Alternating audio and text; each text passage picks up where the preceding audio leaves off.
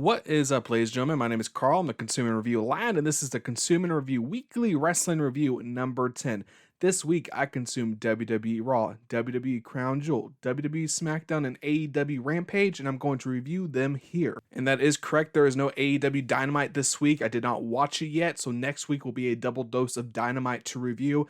And as always, if you do not want to be spoiled for anything wrestling related whatsoever, do not listen to this podcast. And despite the podcast title being the Crown Jewel, we're first going to review Raw, then review the Crown Jewel. So we're going to start off with WWE Raw at the Golden One Center, Sacramento, California.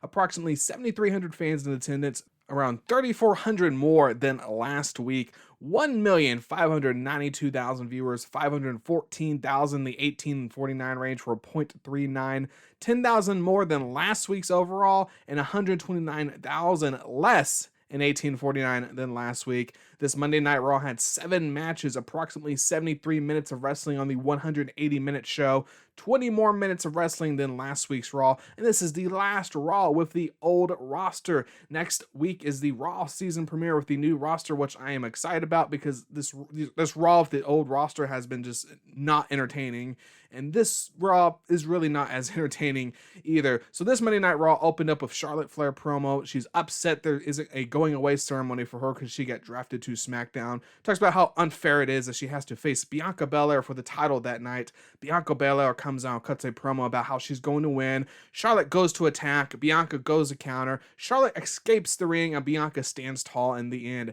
Next up, we have Kofi Kingston and Xavier Woods with a gorilla interview. Xavier Woods cuts a promo about winning King of the Ring. Kofi Kingston cuts a promo about helping Woods tonight. We go to commercial. We come back. We have a Seth Rollins video package because he is coming to Monday Night Raw. We have Monday Night Rollins returning. Maybe, possibly. We'll see. King of the Ring match. Xavier Woods versus Jinder Mahal went approximately 10 minutes. Xavier Woods hit a top rope elbow drop on the Jinder Mahal to win. This was a decent match. I thought Jinder Mahal was going to win. I thought Jinder Mahal was actually going to win the whole tournament. But I'd said if Jinder Mahal does not win, I think Xavier Woods is going to win. And I'm glad Xavier Woods is making it far in this tournament, considering he's wanted to be in King of the Ring for so many years. And this was a decent match. Earlier that day, there was a backstage interview of Austin Theory that really turns into the weekly 24/7 segment of the classic 24/7 cast chasing the 24/7 title that's Reggie has, and of course Reggie escapes, and Truth and Theory, they had kind of a face-off, and Truth offered Theory a match, and Theory accepted it. Then Truth told Theory that he needs to ask his mom's permission. Then he walked away laughing. We have a video package for the Goldberg-Lashley match at Crown Jewel. We have Austin Theory versus R-Truth is the next match, but before it starts, R-Truth said he didn't accept the match for him, but he did it for his friend. And Jeff Hardy comes out. So Austin Theory versus Jeff Hardy went approximately 7 minutes. Austin Theory hit his, I don't know what this move is called. It looks like an F5 turned into a GTS combo move, and he pinned Jeff Hardy to win. It was an okay match. After the match, Austin Theory takes a selfie of Jeff Hardy on the mat while bragging about it to the camera. Jeff Hardy gets up, hits him with a twist of fate, then takes a selfie with Austin Theory on the mat. So Austin Theory, as you can clearly see, is getting pushed. As far as how pushed he'll be, how far he'll go on this push, who knows? Because wrestlers get pushed on Raw all the time and it goes absolutely nowhere. So why would Austin Theory be any different? Other than he's one of the new roster members on Raw who's kind of getting a head start. So we'll see what happens next week on the season premiere of Raw. Will Austin Theory continue getting pushed, or will he be fed to someone else who will get pushed on his behalf? Big E and Drew McIntyre are in Gorilla. They're talking about what happened last week, and they talk about working together tonight. We have WWE officials talking about the Raw season premiere next week. Charlotte interrupts. She's upset about being booked for a match tonight against Bianca, but she says she will retain the title. Going into the 9 p.m. Eastern hour, we have Big E and Drew McIntyre versus Robert Roode and Dolph Ziggler. That match went approximately 13 minutes. McIntyre laid out Roode, and Big E asked for the tag, and McIntyre tagged Big E in. Big E hit Big Ending to win the match. This was a decent match. After the match, McIntyre and Big E, they shake hands. McIntyre goes to leave. Big E turns him around and they start to trash talk. They start to build up for their match at Crown Jewel, which is really interesting that Big E and Drew McIntyre it's two faces. While this is kind of a big match, I'm not a big fan of the booking of this match because it's two faces, first of all. It's not like a face versus a heel, which there's no problem with two faces or two heels. That's okay in wrestling. But I don't really think McIntyre should be losing this match, and I don't think Big E should be losing this match. I think McIntyre should be getting a big win going into SmackDown, and I think Big E could probably beat someone else and have a decent win, but this is the match we're getting at Crown Jewel. Next up, we have a Street Profits backstage cut a promo about being on Raw, cut a promo about Styles and Omos versus RK Bro at Crown Jewel. AJ Styles and Omos come and interrupt the interview, and they cut a promo about winning, and then the Street Profits could be the top of their list for a title shot once they win the titles. Kevin Owens video package about him coming to Raw. Mansoor versus Cedric Alexander with Shelton Benjamin went approximately 4 minutes. Cedric was getting a lot of offense in, but eventually Mansoor was able to get offense in and did a neck breaker over the top rope. I think that was this move is. He's like on the apron, he jumps over the top rope, does a neck breaker. He got the win. It was an okay match, a 4-minute okay match. After the match, Mustafa Ali comes out with a mic and he just cuts a promo on Mansoor, about beating him at Crown Jewel. Mansoor grabs a mic and just tells him to shut up, cuts a promo about beating Mustafa Ali at Crown Jewel. So they're building up for their Crown Jewel match, which is really what this Raw is all about, just building up for Crown Jewel. And then once Crown Jewel's over and they have their new roster, maybe Raw can start some new storylines, but we'll get to that in a bit here. So we have a no-holds-bar interview of Goldberg and Bobby Lashley via video. They talk about their match at Crown Jewel. We have Randy Orton and Riddle and Gorilla talking about last week how the plan worked. Orton came out to help Riddle. Orton said there was no ever a plan last week, but said there is a plan tonight, and that plan is to win. We have a Bearcat Lee video package. He was already on Raw. He'll still be on Raw, but we get a video package. RK Bro versus the Street Profits went approximately 11 minutes, ended with Orton about to RKO Ford. AJ Styles music hits and Omos comes out. Styles comes from behind Randy Orton. Orton turns around and Styles hits him with a phenomenal forearm. The ref calls for a DQ. It was a fun match until that, of course, DQ finish. After the match, heading into the 10 p.m. Eastern hour, Omos lays out Dawkins, Riddle, and Ford. Styles and Omos stand in the ring. They're just kind of taunting. They go to leave, but Orton gets up. Omos kicks Orton in the head and lays him out. Styles and Omos stand tall at the end. We have a Becky Lynch video package about coming to Raw. We have a Doudrop backstage promo about the match with Shayna Baszler. We have the Queen's Crown tournament. Shayna Baszler versus Doudrop. This match went approximately 3 minutes, kind of keeping the streak going of really short matches in this tournament. So before the match, Zelina Vega came out and she sat on the throne. Shayna put Doudrop in a Carefleur clutch, and Doudrop just kind of laid back on her to win. And it was an okay match, but it's very disappointing to see Shayna seemingly getting this push into being this monster, injuring woman on the roster. And she kind of, she lost to Doudrop, and yes, the loss wasn't that bad. It kind of protects her a little bit since Doudrop just kind of laid back on her. It's one of those finishes that really doesn't put Doudrop over and doesn't necessarily hurt Shayna too much. But you can still argue that it kind of hurt Shayna in the sense that she took a loss and that she was getting this huge build. It looks like she was going somewhere and just went absolutely nowhere, which seems to be the motive for a lot of wrestlers on Raw, at least with this roster. We'll see if the next roster is any better. But Doudrop advances to the finals to face Zelina Vega. And like I said, I think Doudrop would win if she did advance. So we'll see what happens. I actually thought Shayna was probably going to advance. I kind of thought Shayna was going to get the win. But if Shayna didn't get the win, I figured it would be Doudrop who got the win for the crown. Next up, we have Bianca backstage. She's warming up. Nikki Ash and Rhea Ripley are doing what seems to be now their weekly backstage segment of just talking to different roster members instead of fighting in matches or doing anything in the ring. They welcome her to Raw and they hand her a hat, and that was that segment. We have Finn Balor versus Mace. This match went approximately 3 minutes. Woods was out watching the match because he's going to be facing Finn Balor at Crown Jewel. Finn Balor hits his coup de grace to win. This was an okay 3-minute match. After the match, Finn approaches Woods, and it almost gets physical there because Woods has the stick and he's kind of taunting Finn, and Finn just kind of, he doesn't take it that well, and Kofi has to come out and just kind of, they start talking trash to each other. It looks like it could get physical. It doesn't get physical. Of course, it's building up their match for Crown Jewel. Next up, we have John Morrison backstage meditating, so it looks like this is his weekly segment now. The Viking Raiders this time approach him, and they just talk about what he's doing, if it helps with rating. He says he's doing it for other reasons than rating, and they are confused, and they leave, and John goes back to meditating. Bianca Belair versus Charlotte Flair for the Raw Women's title went approximately 22 minutes. During the match, Charlotte got busted open somewhere. It was kind of, I feel like it was in her mouth, and she just had some blood on her face. And it wasn't anything that severe or that big of a deal, but it was noticeable. Ended with Charlotte hitting Bianca with a chair, and the ref called for a DQ. It was a fun match until, of course, the DQ finish. After the match, Bianca hits Charlotte with the chair, and Charlotte gets out of the ring hurt, and Bianca stands tall.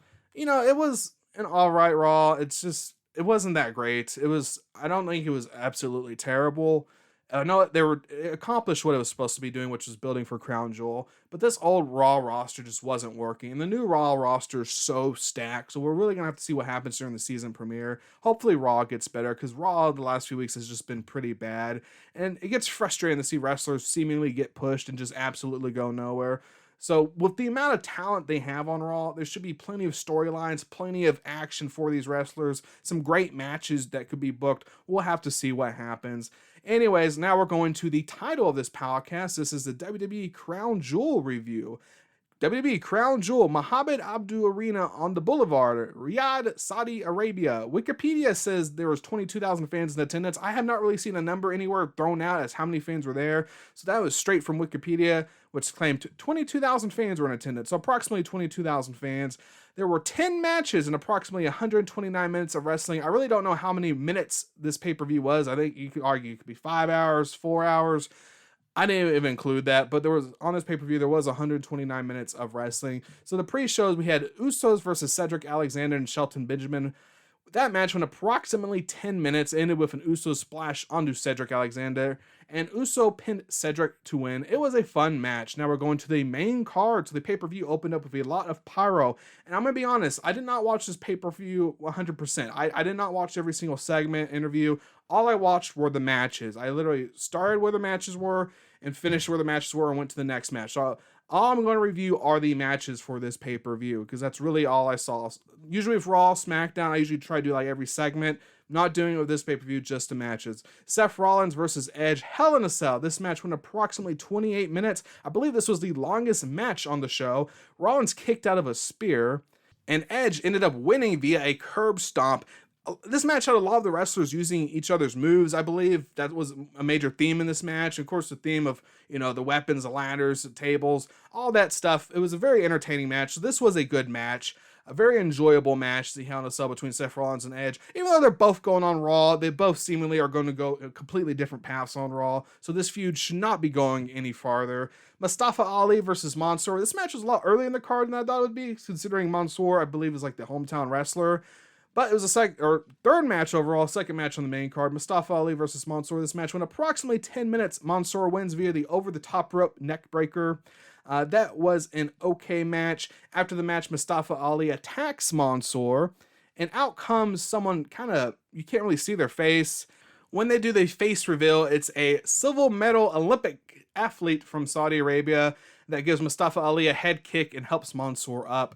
Next up, we have Styles and Omos versus the RK Bro for the Raw Tag Team titles. This match went approximately 9 minutes. Ended with AJ going for a phenomenal forearm that Orton countered with an RKO. Orton tagged in Riddle, and Riddle hit the floating bro and pinned Styles to win. Omos was attacked before all this occurred, and he was kind of outside the ring. This was a decent match. This was a decent match. I'm not sure which one I prefer, SummerSlam or this one. It's kind of hard. Maybe the SummerSlam one, but barely. But overall, this was a decent match. And of course, this should be the end of this feud also. Hopefully, it's the end of this feud and they go separate paths. We have the Queen's Crown final match. Zelina Vega versus Doudrop. This match went approximately 6 minutes, so not as short as the other matches in the tournament. And Zelina won via a code red. This was an okay match, but it's kind of, Doudrop was getting kind of a push. Zelina Vega, she hasn't really been getting a push. She just kind of, I guess you can consider this a push. She won the Queen's Crown. Doudrop seemed to be getting a push. Shayna Baszler seemed to be getting a push. And both of those pushes just kind of came to a halt for this tournament that Zelina Vega is the winner of. So we'll see what she does. She's a heel. I'm sure, as usually with the King of the Ring, when a heel wins, it's one of their major gimmicks. So I'm sure this is going to be one of her major gimmicks as the heel queen. So we'll really see where this goes. Bobby Lashley versus Goldberg. No holds bar match went approximately 11 minutes. The Hurt Business came out with kendo sticks during this match, but Goldberg quickly laid them out, which just shows why Bobby Lashley probably ditched them a few months ago, because the calm was completely useless in helping him. Goldberg this is the second time he's kind of completely laid out the Hurt Business. Anyways, the match ended with Goldberg spearing Lashley off the rep and pinning him. This was a very fun match, and I know it's not an extremely high bar, but this is probably Goldberg's best match in Saudi Arabia. He's probably his best match since his match at WrestleMania 33 against Brock Lesnar. This was a really fun match. It was a really entertaining match, and of course the other two Goldberg matches weren't that great, but this was definitely his best match in Saudi Arabia. Probably his best match since WrestleMania 33, and WrestleMania 33 is probably his best match since really returning to wrestling in that 2016 to present era. Next up, we have the King of the Ring final match, Finn Balor versus Xavier Woods. This match went approximately 10 minutes. Xavier hit the top rope elbow to win. It was an alright match. Xavier Woods ended up winning the King of the Ring, so good for him. It's a tournament he's always really wanted to enter, apparently. I know he's been talking about it for a few years. He enters it, he wins it. Now he's a face, so I don't really know how he's going to use the gimmick, but he's going to be the King of the Ring. He's a King of the Ring winner, so I'm sure he's going to play that King gimmick going forward. And that was, like I said, an alright 10-minute match. Next up, we have Drew McIntyre versus Big E. This match went approximately 13 minutes. In this match, McIntyre kicked out the big ending. Second time a big wrestler has got kicked out of the big ending, I believe. I know Bobby Lashley did it during the cage match. So I wonder if Big E's going to get a new finisher, or if that's just a way to protect the big wrestlers, have them kick out of Big E's finisher. But then Big E also kicked out of the Claymore, which is also rare. It might have been kicked out before, but I can't recall any time recently the Claymore's been kicked out of. Big E won via another big ending later in the match. This was a decent match. Bianca Belair versus Sasha Banks versus Becky Lynch for the SmackDown Women's Championship. This match went approximately 19 minutes. Becky Lynch came out first, so the champion came out first. This match ended with Becky rolling up Sasha Banks and using the ropes to win. This was a fun match. I thought Sasha Banks was going to get the win, but after Becky Lynch won and kind of watching SmackDown, I kind of figured, this probably was the right move, because having the Raw women's, having a SmackDown, or excuse me, a newly Raw roster member holding the SmackDown Women's title and a SmackDown member holding the Raw Women's title does kind of give viewers, to see what's going to happen on SmackDown, what's going to happen on Raw, versus if Sasha Banks just won it, it kind of takes away the appeal of what's going to happen, how are we going to fix this issue. And I thought Sasha Banks was going to win it by pinning Bianca Belair, but Becky Lynch winning it the way she won it was a very heelish way she won it, and it kind of has viewers wanting to tune in to SmackDown to see what happens next. So this was it was a fun match. Next up, we have the main event. Some are calling it the biggest match of the year in the WWE. Brock Lesnar versus Roman Reigns for the Universal Championship. This match, Reigns came out first in this match, so another time a champion came out first. And this match went approximately 13 minutes. Had Lesnar kicking out of a spear, Reigns kicking out of an F5. Of course, I don't know when the last time someone kicked out of Reigns' spear was, but I believe the F5's been kicked out before. One moment in the match, the ref took a bump, and while Reigns and Lesnar were kind of down on the mat, Heyman took the Universal title and just threw it between them. And so Lesnar and Reigns had to play tug of war with the title. Lesnar ended up winning that tug of war, grabbed the title, but as soon as he grabbed it, the Usos were in the ring and they super kicked him. He dropped the title. Reigns got it, hit Lesnar with it, pins him, and another ref comes out, counts to 3 to win. It was a fun match also, and it's kind of interesting because it kind of still plays into the whole, who's Heyman with? Is he with Lesnar? Is he with Reigns? Because he didn't really throw it towards Reigns. He didn't throw it towards Lesnar. It was in the middle. They had to fight for it. So is Heyman still playing both sides? Is he still Team Lesnar? Is he Team Reigns? There's no answer to that question. No answers. There's still a mystery behind that from this match. But this is also, I think, one of the first times Reigns has beaten Lesnar. I don't know if Reigns has ever beaten Lesnar on a grand scale. And of course, you could say, well, this is the cheap way to beat him since it wasn't clean. But I know when they wrestled at WrestleMania, I want to say 31, of course, Seth Rollins cashed in. And then they wrestled again at WrestleMania 34, and Lesnar won that time. So I'm not sure. And you also have to wonder, what's next for Roman Reigns? He's beaten John Cena. He's beaten Edge. He's beaten Brock Lesnar. Who else on the roster can he face? If Drew McIntyre was coming in hot, that could be someone he could beat. But Drew McIntyre just lost to the Big E, so he lost to Big E. He did kick out the big ending. It took 2 big endings. The other big ending was later on in the match. But he lost to Big E, so I wouldn't be as hot of a feud since he's coming in off a loss. I don't know who Roman Reigns faces going forward. And I really don't know who's going to face it in the next WrestleMania, because there's two big wrestlers already taken off, and everyone's already saying that he's probably going to end up facing The Rock at a WrestleMania, but they don't know if it's going to be this next WrestleMania or WrestleMania in the future. We'll just have to see and find out. But overall, Crown Jewel, this is probably the best event that Saudi Arabia has had. This was a very entertaining pay-per-view. It was an entertaining card going in. And I haven't seen all the other Saudi Arabia pay-per-views, but I've seen some. One thing I've noticed is Saudi Arabia pay-per-views usually are right next to another big WWE event. That big WWE event could even have been WrestleMania. It's like a few weeks removed. Saudi Arabia being its only event in October, I think really helped it. All the storylines were really building towards Crown Jewel. And then you have about a month before we have Survivor Series. So it wasn't like right next to another major pay-per-view. It kind of got a chance to do its own thing. And I think that's really helped make this card big, and it really helped made it work booking wise and story wise. Everything in it worked, and this has definitely been the best Saudi Arabia pay-per-view. With that being said, there's still a worst match of the night and match of the night we have to get to for Crown Jewel. So worst match of the night for Crown Jewel, Zelina Vega versus Doudrop. Of course, that was the worst match because it was also one of the shortest matches, but it just was not that entertaining of a match. It was an okay match. It was the worst match of the night. It's not something like worst match of the night. It's not necessarily, oh, it's a terrible, bad, atrocious match. It was the weakest match on the card. And next up, we have the match of the night. So the match of the night brought to you by Free Samples. Aren't free samples awesome? Who doesn't love free samples? Seth Rollins versus Edge. This was an amazing match, awesome storytelling, just very entertaining match between these two. Hopefully, it's their last match for a while. Hopefully, they don't keep the feud going, because this was an awesome way to end it. Of course, I thought Seth Rollins was going to win, but I don't mind Edge winning. It just, how it worked out was really well.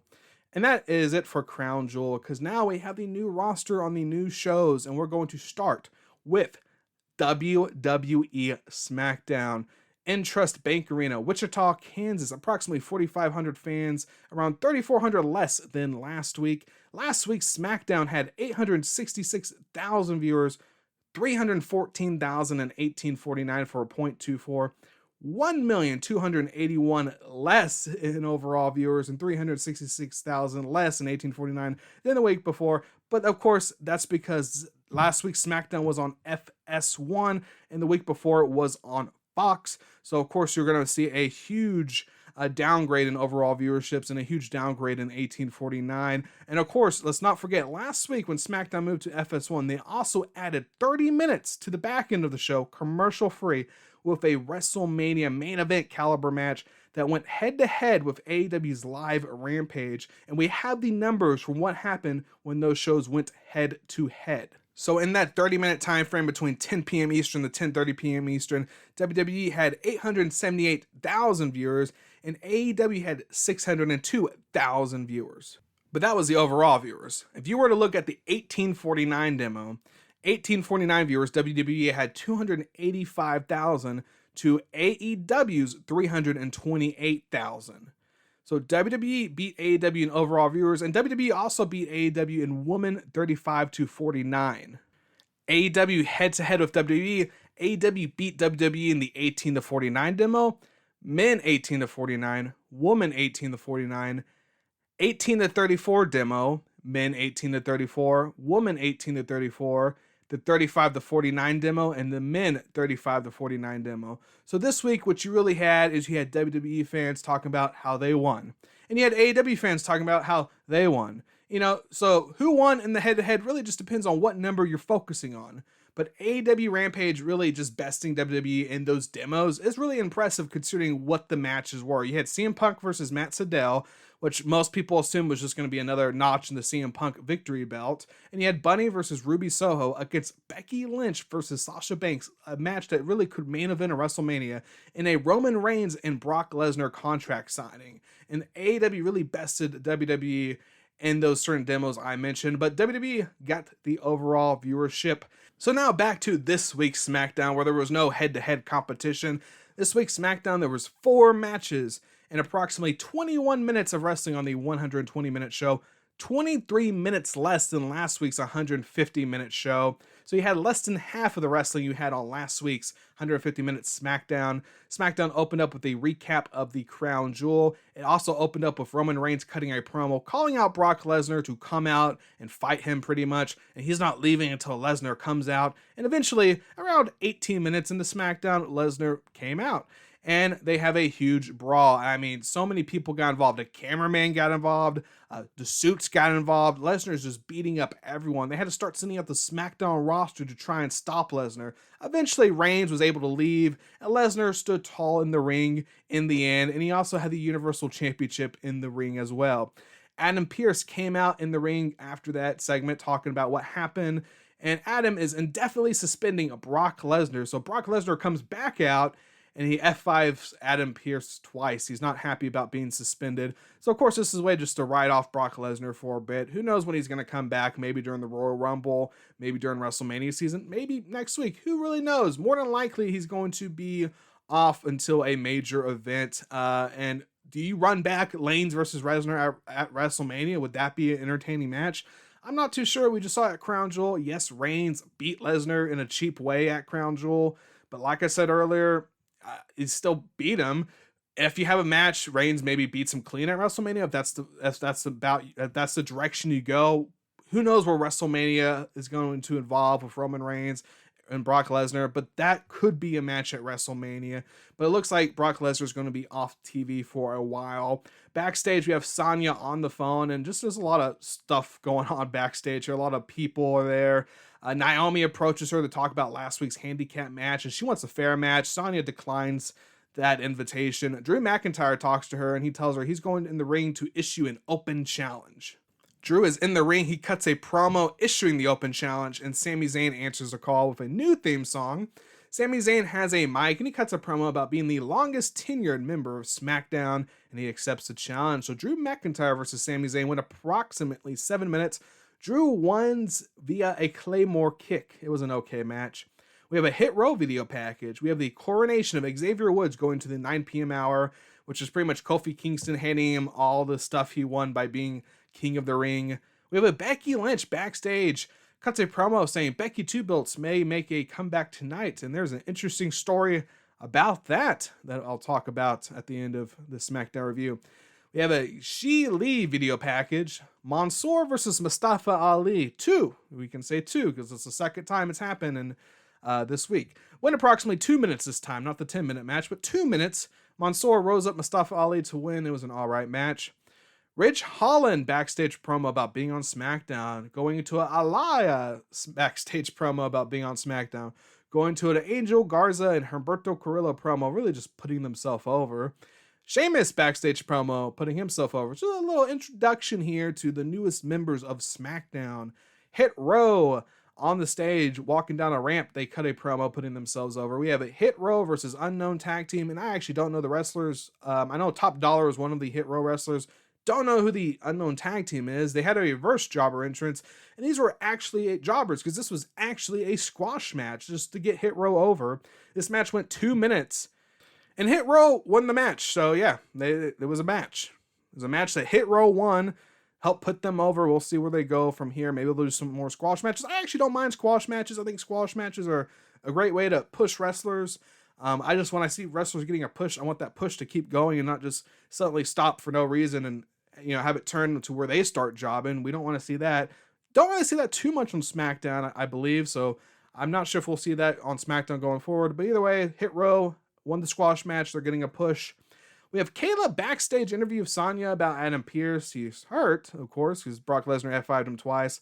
Talked about how she talked about telling Brock herself, but Adam decided he wanted to do it. And, we saw what happened there. And she has stuff to handle. She has just work to do.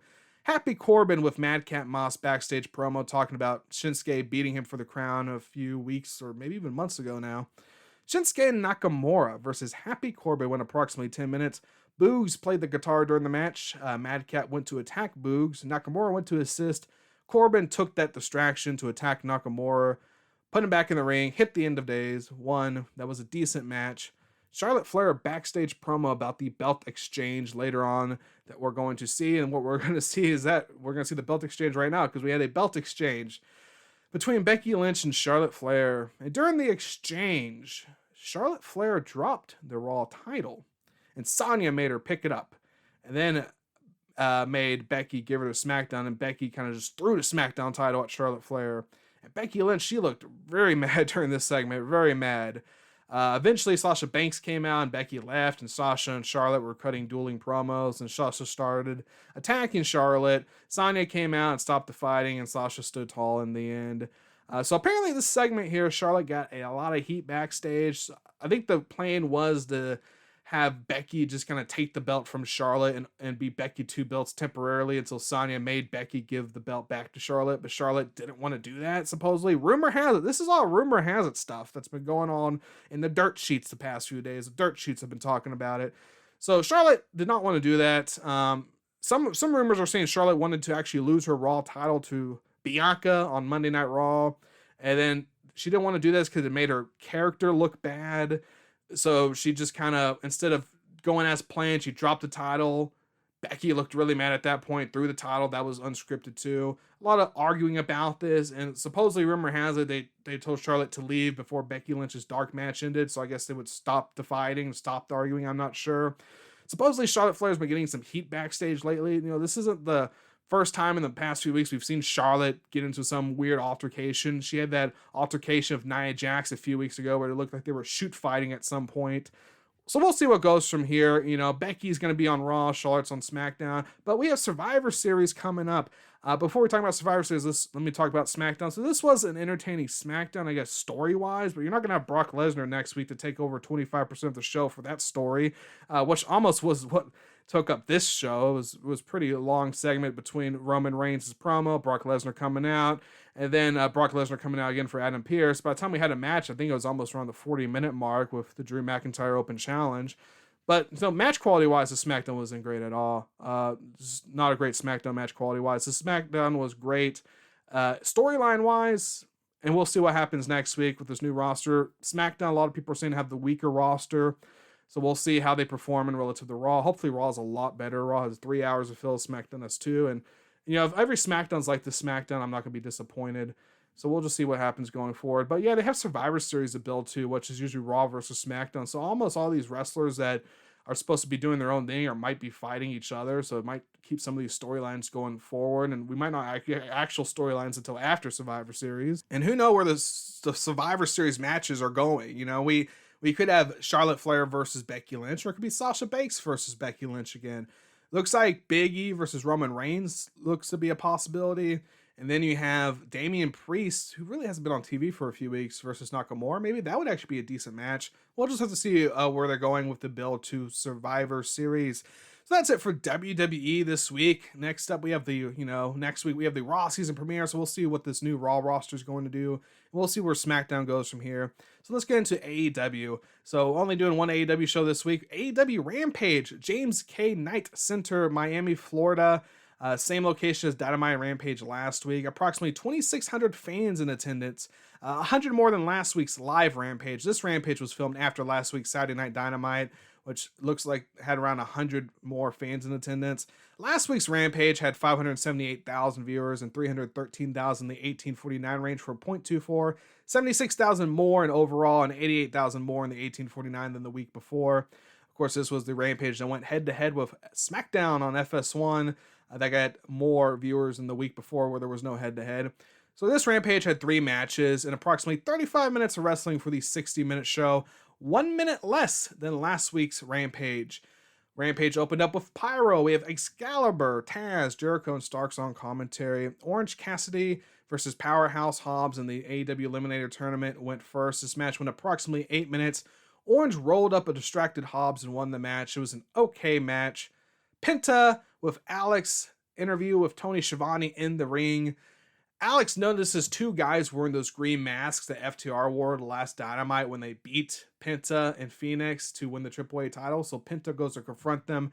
They get unmasked, and it's just 2 random guys. But then FTR comes out from behind and attacks Penta and attacks Alex, lays them out. FTR holds the AEW Tag Team titles with the AAA titles. Then Pac runs in, and they clear the ring. We have Anna Jay versus Britt Baker. This match went approximately 11 minutes.